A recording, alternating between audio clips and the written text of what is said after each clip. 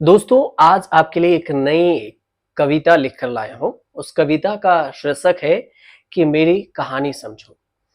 कविता का शीर्षक मैंने काफ़ी आप बताइएगा मुझे कि क्या ये इसके लिए सही है? मैंने लिखा कि मेरी कहानी समझो, हँसने के पीछे मेरी कहानी समझो, समझ सको तो मेरी जवानी समझो।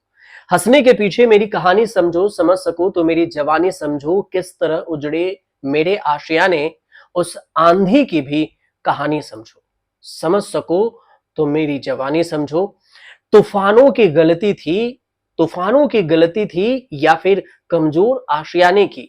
जला है अभी सिर्फ एक घर मेरा, पर तुम उस माचिस बनाने वाले की कहानी समझो। ऐसी क्या मजबूरी रही होगी कि माचिस को बनाना पड़ा। हंसने के पीछे की मेरी कहानी समझो और समझ सको तो मेरी जवानी समझो।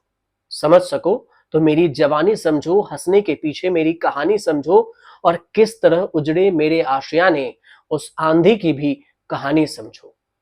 किस तरह उजड़े मेरे आशियाने, उस आंधी की भी कहानी समझो।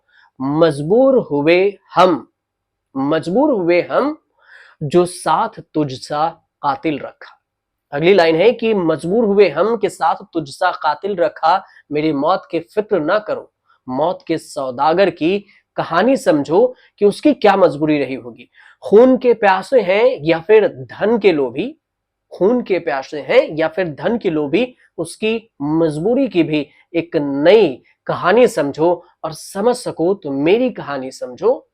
एक लाइन में मेरी जवानी समझो, हंसने के पीछे मेरी कहानी समझो कि हम हंस रहे हैं, इसके पीछे की कितनी कहानी है। इस बात को लिखा कि खोकर हंस रहे थे हम सारे अपनों को, टूटे सपनों को, जख्म देने वाले अपनों को दीवानी समझो और फिर जीते जी वो मार गए जीते जी वो मार गए, झूठे अपना मान गए, दो बूंद आंसू की कीमत मेरी जिंदगी के लगा गए। ऐसी कोई रवानी समझो ऐसी कोई रवानी समझो कि पूरी जिंदगी की दो बूंद आंसू लगा गए। ऐसी कोई रवानी समझो और समझ सको तो मेरी कहानी समझो कि किस तरह से उजड़े मेरे आशियाने, उस आंधी की भी कहानी समझो और समझ सको तो मेरी जवानी समझो।